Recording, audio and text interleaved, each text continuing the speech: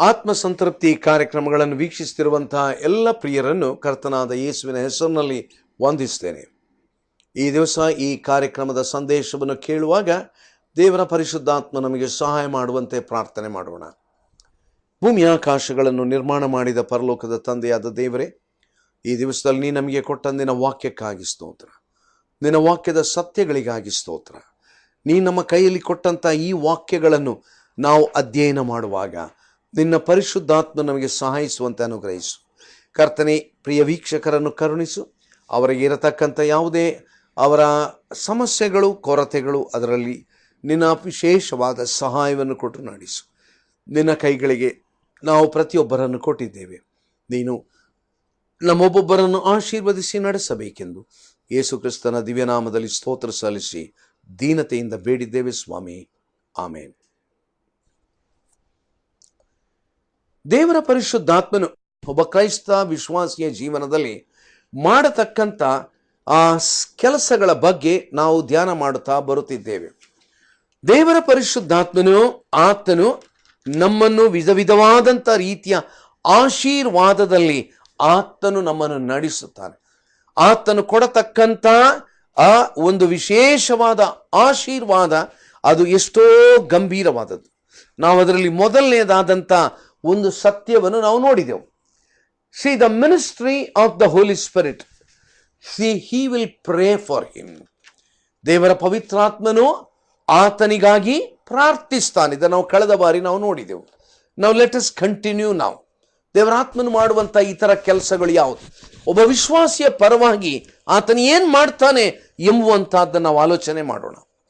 ಯೋಹಾನನ ಸುವಾರ್ತೆ 16ನೇ ಅಧ್ಯಾಯ 13ನೇ ವಚನ.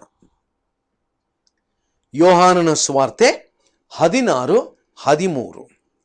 ಸತ್ಯದ ಆತ್ಮನು ಬಂದಾಗ ಆತನು ನಿಮ್ಮನ್ನು ನಡೆಸಿಕೊಂಡು ಹೋಗಿ ಸಕಲ ವಿಷಯದಲ್ಲಿಯೂ ಸತ್ಯಕ್ಕೆ ಸೇರಿಸುವನು.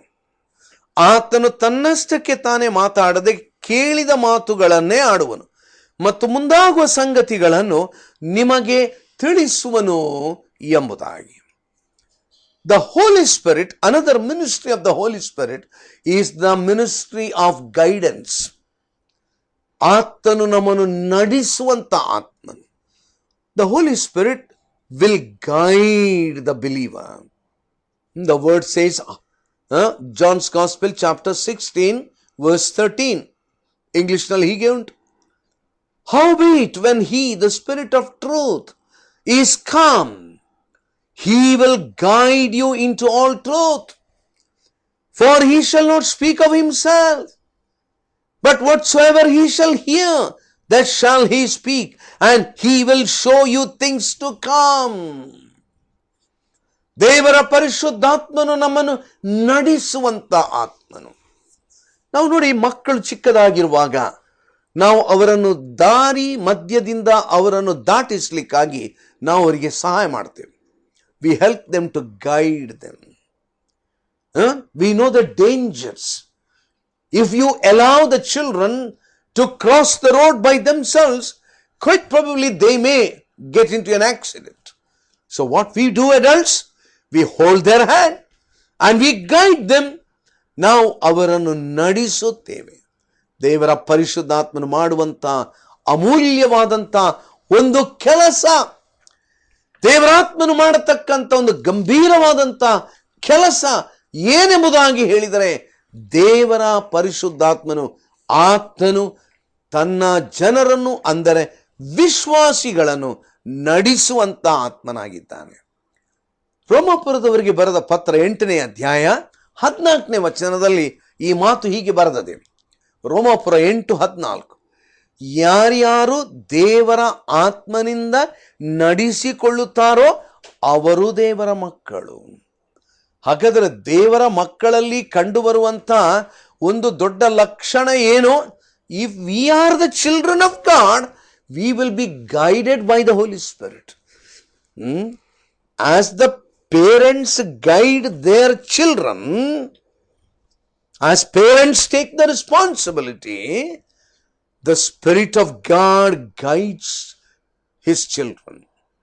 ಎಂಥ ಒಂದು ಗಂಭೀರವಾದಂಥ ಒಂದು ಸತ್ಯ ಇದಾಗಿದೆ. ನನ್ನ ಪ್ರಿಯರೇ, ಆದುದರಿಂದ ದೇವರ ಪರಿಶುದ್ಧಾತ್ಮನು ಮಾಡತಕ್ಕಂಥ ಈ ಒಂದು ಘನ ಕಾರ್ಯಕ್ಕಾಗಿ ನಾವು ದೇವರಿಗೆ ಎಷ್ಟರ ಮಟ್ಟಿಗೆ ಕೃತಜ್ಞತೆಯಿಂದ ನಾವು ತುಂಬಿರಬೇಕು. ದೇವರಾತ್ಮನು ಮಾಡುವಂಥ ಈ ಥರ ಕೆಲಸಗಳು ಯಾವುದು? The Holy Spirit will guide him. What else he will do? 1 ಯೋಹಾನ 2ನೇ ಅಧ್ಯಾಯ 27ನೇ ವಚನವನ್ನು ಗಮನಿಸಿರಿ. 1 ಯೋಹಾನ 2ನೇ ಅಧ್ಯಾಯ 27ನೇ ವಚನ. ಆದರೆ ಆತನಿಂದ ನೀವು ಹೊಂದಿದ ಅಭಿಷೇಕವು ನಿಮ್ಮಲ್ಲಿ ನೆಲೆಗೊಂಡಿರುವುದರಿಂದ ಯಾವನಾದರೂ ನಿಮಗೆ ಉಪದೇಶ ಮಾಡುವುದು ಅವಶ್ಯವಿಲ್ಲ. ಆತನು ಮಾಡಿದ ಅಭಿಷೇಕವು ಎಲ್ಲ ವಿಷಯಗಳಲ್ಲಿ ನಿಮಗೆ ಉಪದೇಶ ಮಾಡುವಂಥದ್ದಾಗಿದ್ದೋ ಸತ್ಯವಾಗಿದೆ, ಸುಳ್ಳಲ್ಲ. ಅದು ನಿಮಗೆ ಉಪದೇಶ ಮಾಡಿದ ಪ್ರಕಾರ ಆತನಲ್ಲಿ ನೆಲೆಗೊಂಡಿರ್ರಿ. You know what the Holy Bible says in the book of 1 John chapter 2 verse 27? ದೇವರ ವಾಕ್ಯ ಏನು ಹೇಳ್ತದೆ? ಆಂಗ್ಲ ಭಾಷೆಯಲ್ಲಿ ನಾನು ಓದ್ತೇನೆ ಅದನ್ನು. The Holy Spirit is the Spirit who teaches the believer. ಒಬ್ಬ ವಿಶ್ವಾಸಿಗೆ ಬೋಧನೆ ಮಾಡುವವನು, ಪಾಠ ಹೇಳುವಂಥವನ ಕೆಲಸ ಪವಿತ್ರಾತ್ಮನದು. Look at what the Bible says now. 1 John chapter 2 verse 27. But the anointing which ye have received of him abideth in you, and ye need not that any man teach you. But as the same anointing teacheth you of all things, and is truth, and is no lie, and even as it hath taught you, ye shall abide in him. ನನ್ನ ಪ್ರಿಯರೇ, ದೇವರ ಪರಿಶುದ್ಧಾತ್ಮನು ನಮಗೆ ಬೋಧಿಸುವಂಥ ಆತ್ಮನಾಗಿದ್ದಾನೆ. ನನ್ನ ಪ್ರಿಯರಾದ್ದರಿಂದ ಯಾವ ದೇವರ ಮಕ್ಕಳು ನನಗೇನು ಗೊತ್ತಿಲ್ಲ, ನನಗೇನು ಅರ್ಥ ಆಗುವುದಿಲ್ಲ, ನನಗೆ ಮಾರ್ಗ ತಿಳಿಯುವುದಿಲ್ಲ ಎಂಬುದಾಗಿ ಖಂಡಿತವಾಗಿಯೂ ಹೇಳಲಿಕ್ಕೆ ಆಗುವುದಿಲ್ಲ. ರಸ್ತೆಗೆ ಬಂದಂಥ ಮಕ್ಕಳು, ಅಯ್ಯೋ ನನಗೆ ಹೇಗೆ ಅಪ್ಪ ಹೋಗುವುದು, ದಾಟುವುದು ಹೇಗೆ, ಎಲ್ಲಿಗೆ ಹೋಗುವುದು, ಯಾರಿಲ್ವಲ್ಲ ಎಂಬುದಾಗಿ ಹೇಳಲಿಕ್ಕೆ ಆಗುವುದಿಲ್ಲ. The parents will guide them. No parent will allow the children to pass the road by themselves. You can't say that there is nobody to guide me. There is nobody to help me. There is nobody to guide me. May I tell you, the Bible says that the Holy Spirit will guide you through His word. ಅದಕ್ಕಾಗಿ ನಾವು ಹೇಳುವುದು, ವಾಕ್ಯವನ್ನು ಓದ್ರಿ, ಬೈಬಲನ್ನು ಓದ್ರಿ, ಬೈಬಲನ್ನು ಧ್ಯಾನ ಮಾಡ್ರಿ. How the Holy Spirit guides. ಅನೇಕರು ಅನಿಸೋದು ಏನಂತ ಹೇಳಿದ್ರೆ, ಬೈಬಲ್ ಬಿಟ್ಟು ನನಗೇನೋ ದರ್ಶನ ಕೊಡ್ತಾನೆ, ಕನಸು ಬೀಳ್ತದೆ, ನನಗೇನೋ ಯೇಸು ಕಂಡ ಹಾಗೆ ಕಾಣ್ತದೆ, ಹಾಗೆ ಹೋಗಿ ಹೀಗೆ ಹೋಗಂತ ಹೇಳ.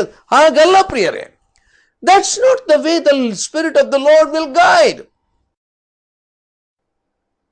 Maybe in some special cases he might give a vision, he might give a dream, he might appear in a very strange phenomena, but that's not a common thing. God will not guide his children always through some dreams. ಇನ್ನು ಕೆಲವರು ಇನ್ನನಿಸೋದು, ನನಗೆ ಯೇಸುವಿನ ಸ್ವರ ಕೇಳಬೇಕು, ಅವನು ಹೇಳುವಂತ ಶಬ್ದ ಕೇಳಿದ್ರೆ ಅವನು ಹೇಳ್ದಂಗೆ ಕೇಳ್ತೇನೆ. ಅಲ್ಲ. You need to read the Bible. You need to study the Bible, and it is through this holy book, ಈ ವಾಕ್ಯದ ಮೂಲಕವಾಗಿ ದೇವರ ಪರಿಶುದ್ಧಾತ್ಮನು, ಆತನು ಏನು ಮಾಡ್ತಾನೆ? ನಿನಗೆ ಉಪದೇಶ ಮಾಡ್ತಾನೆ. This is the text book. ನಾವು ಆತನ ಶಾಲೆಯಲ್ಲಿರುವ ವಿದ್ಯಾರ್ಥಿಗಳು, ಪ್ರತಿಯೊಬ್ಬ ವಿದ್ಯಾರ್ಥಿಗೆ ಒಂದು ಟೆಕ್ಸ್ಟ್ ಬುಕ್ ಇರ್ತದೆ, ಪಾಠ ಪುಸ್ತಕ ಇರ್ತದೆ. ಒಬ್ಬ ಹುಡುಗ ಶಾಲೆಗೆ ಹೋಗುವವನು ಪಾಠ ಪುಸ್ತಕ ಓದದೆ ಪರೀಕ್ಷೆ ಬರೀಲಿಕ್ಕೆ ಆಗ್ತದ? ಅವನು ಪಾಠ ಪುಸ್ತಕವನ್ನು ತೆರೆಯದೇ ಇದ್ದರೆ ಪರೀಕ್ಷೆಗೆ ಅವನು ಕೂತ್ಕೊಳ್ಳಿಕ್ಕೆ ಆಗ್ತದ? ಆಗೋದಿಲ್ಲ. ಓ ನನ್ನ ಪ್ರಿಯ ಸಹೋದರ ಸಹೋದರಿ, ಡೋಂಟ್ ಫೇಕ್ ಇಗ್ನರೆನ್ಸ್. ನನಗೇನು ಗೊತ್ತಿಲ್ಲ ಅಂತ ನಿನಗೆ ಹೇಳಲಿಕ್ಕೆ ಆಗೋದಿಲ್ಲ. Yes, when you are born again, immediately you don't know anythings. ನೀನು ಹೊಸದಾಗಿ ಹುಟ್ಟಿದಾಗ ಪ್ರಾರಂಭದಲ್ಲಿ ಗೊತ್ತಿಲ್ಲ. But may I tell you, immediately take hold of the Bible, start reading it. ಧ್ಯಾನ ಮಾಡ್ರಿ, ಅದನ್ನು ಓದ್ರಿ, ಅಂಡರ್ಲೈನ್ ಮಾಡ್ರಿ, ಅದಕ್ಕೆ ಸಮಯ ಕೊಡ್ರಿ. ಒಂದು ಮಾತು ಹೇಳಿ, ಒಂದು ವರ್ಷದ ಅವಧಿಯಲ್ಲಿ ಇಡೀ ಸತ್ಯವೇದವನ್ನು ಕಡಿಮೆ ಪಕ್ಷ ಒಂದು ಸಾರಿ ಓದಿ ಮುಗಿಸ್ಲಿಕ್ಕೆ ಆಗ್ತದೆ. ಯಾರಾದ್ರೂ ಆಗುದಿಲ್ಲ ಅಂತ ಹೇಳಿದ್ರೆ ಅದು ಖಂಡಿತ ಸುಳ್ಳದು. I have done it. Many godly people have done it. Many people of God have done it. It is possible. ಒಂದಲ್ಲ ಎರಡು ಸಾರಿನೂ ಮಾಡಬಹುದು. ಮನಸ್ಸಿದ್ದರೆ ಮಾರ್ಗ ಉಂಟು. ಆದರೆ ನಾವೇನ್ ಮಾಡ್ತೇವೆ? ಈ ಸತ್ಯವೇದವನ್ನು ನಾವು ಓದುವುದಿಲ್ಲ, ನಾವು ಅದನ್ನು ಅಭ್ಯಾಸ ಮಾಡುವುದಿಲ್ಲ. ವಾಕ್ಯ ಹೇಳುವಂತದ್ದೇನಂತೆ, ಆತನಿಂದ ನೀವು ಹೊಂದಿದ ಅಭಿಷೇಕ ನಿಮ್ಮಲ್ಲಿ ಇರುವುದರಿಂದ ಯಾವನಾದರೂ ನಿಮಗೆ ಉಪದೇಶ ಮಾಡುವುದು ಅವಶ್ಯ ಇಲ್ಲ. ನೋಡ್ರಿ ಎಷ್ಟು ಚೆನ್ನಾಗಿ ನೀವು ನೆನೆಸೋದು ಯಾರೋ ಅವರು ಬೋಧನೆ ಮಾಡಲಿಲ್ಲ, ಇವರು ಹೇಳಲಿಲ್ಲ, ಅವರು ಹೇಳಲಿಲ್ಲ.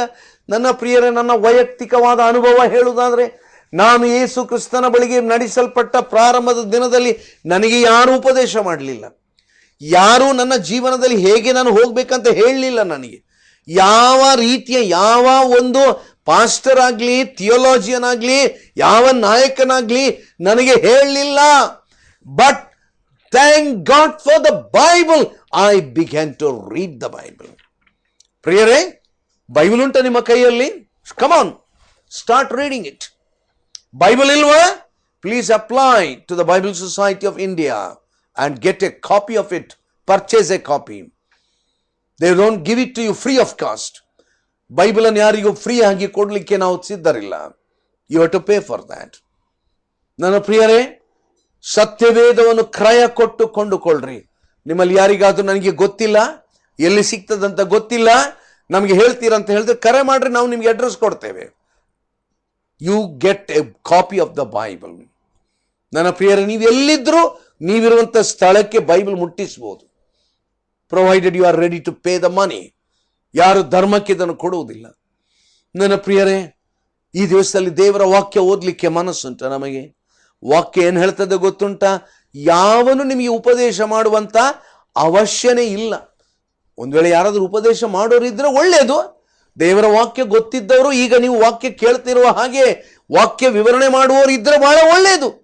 ಆದರೆ ಒಂದು ವಿಷಯ, ಆತನು ಮಾಡಿದ ಅಭಿಷೇಕ ಎಲ್ಲ ವಿಷಯಗಳಲ್ಲಿ ನಿಮಗೆ ಉಪದೇಶ ಮಾಡುವಂತಹದ್ದು. ಅದು ನಿಮಗೆ ಉಪದೇಶ ಮಾಡಿದ ಪ್ರಕಾರ ಆತನಲ್ಲಿ ನೆಲೆಗೊಂಡಿರ್ರಿ. ದೇವರ ಆತ್ಮನು ನಿಮ್ಮೊಳಗಿದ್ದಾನಲ್ಲ, ನಿಮ್ಮ ಕೈಯಲ್ಲಿ ಬೈಬಲ್ ಉಂಟಲ್ಲ, ನಿಮ್ಮೊಳಗಿರುವಂತ ಪವಿತ್ರಾತ್ಮನು ಈ ವಾಕ್ಯದ ಸತ್ಯಗಳನ್ನು ನೀವು ತಿಳಿದುಕೊಳ್ಳುವುದಕ್ಕೆ ನಿಮಗೆ ಬೋಧಿಸುತ್ತಾನೆ. What a wonderful teacher. The blessed Holy Spirit, He is the Bible teacher, the best, the excellent Bible teacher. He will teach you all things. So what the Holy Spirit will do? He will teach God's children. ಅದಾದ ನಂತರ ಇನ್ನೊಂದು ವಿಷಯ, ಅಪೊಸ್ತಲರ ಕೃತ್ಯಗಳ ಪುಸ್ತಕಕ್ಕೆ ನಾವು ಹಿಂದಕ್ಕೆ ಬರುವಾಗ ನಾವು ಅಲ್ಲಿ 1ನೇ ಅಧ್ಯಾಯ, ನಾವು ಅಲ್ಲಿ 18ನೇ ವಚನದಲ್ಲಿ ಒಂದು ಮಾತು ನಾವು ಹೀಗೆ ಓದ್ಬೋದು. ಏನ್ ನೋಡ್ತೇವೆ ನಾವು? ಅಪೊಸ್ತಲರ ಕೃತ್ಯಗಳ ಪುಸ್ತಕ 1ನೇ ಅಧ್ಯಾಯ 8ನೇ ವಚನ. ಅಪೊಸ್ತಲ ಕೃತ್ಯ 1:8. ಆದರೆ ಪವಿತ್ರಾತ್ಮ ನಿಮ್ಮ ಮೇಲೆ ಬರಲು ನೀವು ಬಲವನ್ನು ಹೊಂದಿ ಯೆರೂಸಲೇಮಿನಲ್ಲಿಯೂ ಎಲ್ಲ ಯೂದಾಯ ಸಮಾರ್ಯ ಸೀಮೆಗಳಲ್ಲಿಯೂ ಭೂಲೋಕದ ಕಟ್ಟ ಕಡೆಯವರೆಗೂ ನನಗೆ ಸಾಕ್ಷಿಗಳಾಗಿರಬೇಕು ಅಂದನು. The Holy Spirit will empower a Christian believer for witnessing. ಯೇಸು ಸ್ವಾಮಿಯ ಕುರಿತು ಸಾಕ್ಷಿ ಹೇಳುವುದಕ್ಕೆ ದೇವರ ಪವಿತ್ರಾತ್ಮನು ಆತನನ್ನು ಬಲಪಡಿಸುವನು. You know what the word says in English? Acts chapter 1 verse 8. But ye shall receive power. After that the Holy Ghost is come upon you. And ye shall be witnesses unto me both in Jerusalem and in all Judea and in Samaria and unto the uttermost part of the earth. ದೇವರ ಪರಿಶುದ್ಧಾತ್ಮನು ನಿಮ್ಮೊಳಗೆ ಬಂದಾಗ, ನಾನು ಕಳೆದಂತ 2 ವಾರದಲ್ಲಿ ವಿವರಣೆ ಮಾಡಿದ್ದೆ, ದೇವರ ಪರಿಶುದ್ಧಾತ್ಮನು ಆತನು ಬಲವುಳ್ಳಂತ ಆತ್ಮನು. He will motivate and He will give you the courage. He will give you the strength. He will give you that extra ability. To be bold. ನಾನು ಕಳೆದ ಸಾರಿ ವಿವರಣೆ ಮಾಡುವಾಗ ಹೇಳಿದೆ, ಅಮಲು ಪಾನೀಯ ಮಾಡಿದವರು ಅವ್ರು ಏನ್ ಕೆಲಸ ಮಾಡಲಿಕ್ಕೆ ಧೈರ್ಯ ಬರ್ತಂತೆ ಅವರಿಗೆ. they'll have that ability, that their strength. But do you know, when you are filled with the Spirit of God, ದೇವರ ಪವಿತ್ರಾತ್ಮನೊಂದು ಹೊಸತಾದ ಚೈತನ್ಯ, ಒಂದು ಹೊಸತಾದಂತ ಬಲ, ಆತನಿಗಾಗಿ ಸಾಕ್ಷಿ ಹೇಳಬೇಕು, ಆತನಿಗೋಸ್ಕರವಾಗಿ ನಾನು ಸಾಕ್ಷಿಯನ್ನು ಹೇಳಬೇಕು ಎಂಬಂತ ಒತ್ತಾಯ, ಆ ಒಂದು compulsive and with the ability, the Holy Spirit will do it. The Holy Spirit will empower the child of God for witnessing. ಯೇಸುವಿಗೆ ಸಾಕ್ಷಿ ಹೇಳುವುದಕ್ಕೆ ಹಿಂಜರಿಯುತ್ತೀರೋ? ಸಾಕ್ಷಿ ಅಂದ್ರೆ ಏನು? ನಿನ್ನ ಜೀವನದಲ್ಲಿ ದೇವರ ಆತ್ಮನು ಏನು ಮಾಡಿದ, ಹಿಂದಿನ ಜೀವನದಲ್ಲಿ ಏನು ಹೇಗಾಗಿದ್ದಿ, ಈಗ ಹೇಗಿದ್ದಿ, ಇನ್ನು ಮುಂದಕ್ಕೆ ಹೇಗಿರಬೇಕೆಂಬುದಾಗಿದ್ದಿ. ಪ್ರಿಯರೇ, there are only three things in witnessing: what the Lord Jesus Christ has done. Before that, how you were. ಯೇಸು ಕ್ರಿಸ್ತನ ಬಳಿಗೆ ಬರುವ ಮೊದಲು ನೀನು ಹೇಗಿದ್ದಿ? ಪಾಪದ ಬಂಧನದಲ್ಲಿ, ಲೋಕದ ಬಂಧನದಲ್ಲಿ, ಸೈತಾನನ ಬಂಧನದಲ್ಲಿ, ಎಲ್ಲಾ ರೀತಿಯ ಕೆಡುಕನ್ನು ಮಾಡುವಂತ ವ್ಯಕ್ತಿಯಾಗಿದ್ದಿ. ಆದರೆ ಯೇಸುವಿನ ಸ್ವಾರ್ಥ್ಯ ನೀನು ಕೇಳಿದಿ, ಅದರಿಂದ ಬಿಡುಗಡೆಯನ್ನು ನೀನು ಹೊಂದಿದಿ. ಇವಾಗ ಆ ಸಾಕ್ಷಿಯನ್ನು ನೀನು ಇತರರಿಗೆ ನುಡಿಯಬೇಕಾಗಿದೆ. ಅಷ್ಟು ಮಾತ್ರ ಅಲ್ಲ, ನಾವು ರೋಮಾಪುರದವರಿಗೆ ಬರೆದ ಪತ್ರ 5ನೇ ಅಧ್ಯಾಯಕ್ಕೆ ಬರುವಾಗ ಅಲ್ಲಿ ಪವಿತ್ರಾತ್ಮನು ಮಾಡುವಂತ ಇನ್ನೊಂದು ದೊಡ್ಡ ಆಶೀರ್ವಾದ, ಆ ಕಾರ್ಯದ ಕುರಿತಾಗಿ ನಾವಲ್ಲಿ ನೋಡಬಹುದು. ರೋಮಾಪುರದವರಿಗೆ ಬರೆದ ಪತ್ರ 5ನೇ ಅಧ್ಯಾಯ 5ನೇ ವಚನ ಏನುಂಟಲ್ಲಿ? ಈ ನಿರೀಕ್ಷೆಯು ನಮ್ಮ ಆಶೆಯನ್ನು ಭಂಗಪಡಿಸುವುದಿಲ್ಲ, ನಮಗೆ ಕೊಟ್ಟಿರುವ ಪವಿತ್ರಾತ್ಮನ ಮೂಲಕವಾಗಿ ದೇವರ ಪ್ರೀತಿ ರಸವು ನಮ್ಮ ಹೃದಯಗಳಲ್ಲಿ ಧಾರಾಳವಾಗಿ ಸುರಿದದೆಯಲ್ಲ. ನನ್ನ ಪ್ರಿಯರೇ, you know what God says? The Holy Spirit will impart, he will impart the love of Jesus Christ to him and through him. ದೇವರು ತನ್ನ ಪವಿತ್ರಾತ್ಮನ ಮೂಲಕವಾಗಿ ಆ ದೇವರ ಪ್ರೀತಿ ನಿನ್ನಲ್ಲಿ ಅದು ಕಂಡು ಬರುವಂತೆ ಮಾಡ್ತಾನೆ. ಏನಂತೆ? ಪವಿತ್ರಾತ್ಮನ ಮೂಲಕವಾಗಿ ದೇವರ ಪ್ರೀತಿ ರಸ ನಮ್ಮ ಹೃದಯಗಳಲ್ಲಿ ಧಾರಾಳವಾಗಿ ಸುರಿಯುತ್ತದೆ. ನನ್ನ ಪ್ರಿಯರೇ, ನಾವೆಲ್ಲರೂ ಸಾಧಾರಣವಾಗಿ ಒಂದು ಮಾತು ಪದೇ ಪದೇ ಹೇಳ್ತೇವೆ, ಏನದು? God is love. Yes, surely God is love. God has loved us. Yes, ದೇವರು ನಮ್ಮನ್ನು ಪ್ರೀತಿಸಿದ್ದಾನೆ. ದೇವರು ಪ್ರೀತಿ ಸ್ವರೂಪನು. ಆತ ನಮ್ಮನ್ನು ಪ್ರೀತಿಸಿದ್ದಾನೆ. ಆತನ ಆ ಶ್ರೇಷ್ಠತೆ, ಅದು ಪ್ರೀತಿಯ. ಒಬ್ಬ ಕ್ರೈಸ್ತ ವಿಶ್ವಾಸಿಯಲ್ಲಿ ಕಂಡು ಬರುವಂತ ಒಂದು ಶ್ರೇಷ್ಠತೆ ಏನು ಗೊತ್ತಾ? ಈ ದೇವರ ಪ್ರೀತಿನ ಆತನು ತುಂಬಿರುತ್ತಾನೆ. A child of God will be filled with the same nature of God. What is the nature of God?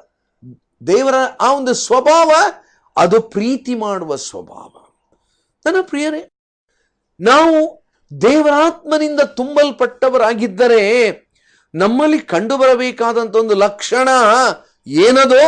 We will have the spirit of love. ಪ್ರೀತಿ ಮಾಡುವಂತ ಲಕ್ಷಣ. ಪ್ರೀತಿ ಅಂತ ಹೇಳಿದ್ರೆ ತೆಕ್ಕೊಳ್ಳುವುದಲ್ಲ, ಕೊಡುವಂತ. The spirit of love is not receiving but giving.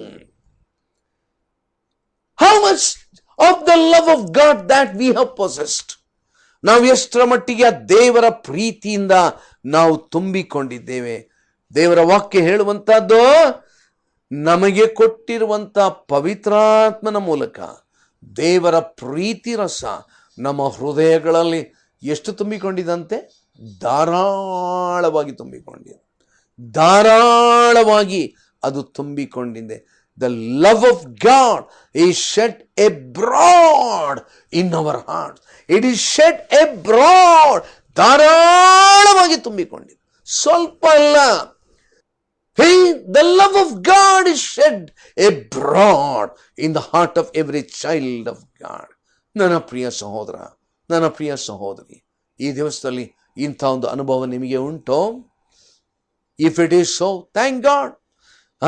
ದೇವರ ಪವಿತ್ರಾತ್ಮನು, ಆತನು ನಮ್ಮನ್ನು ಆ ಪ್ರೀತಿಯಿಂದ ತುಂಬಿಸ್ತಾನೆ. ಇನ್ನು ಕೊನೆಯದಾಗಿ ಇನ್ನೊಂದು 2 ವಚನಗಳನ್ನು ಹೇಳಿ ನನ್ನ ಮಾತುಗಳನ್ನು ನಾನು ನಿಲ್ಲಿಸ್ತೇನೆ. ಈ 2 ವಚನಗಳನ್ನು ನಾವು ಗಮನಿಸುವಾಗ ಕೊರಿಂಥದವರಿಗೆ ಬರೆದಂತ ಆ 2ನೆಯ ಪತ್ರ, ಅಲ್ಲಿ ನಾವು ಒಂದು ವಚನ ನಾವು ಓದ್ಬೋದು. ಕೊರಿಂಥದವರಿಗೆ ಬರೆದಂತ 2ನೇ ಪತ್ರ 3ನೇ ಅಧ್ಯಾಯ ಅಲ್ಲಿ 18ನೇ ವಚನ. ಅಲ್ಲಿ ನಾವು ಏನು ನೋಡ್ತೇವೆ?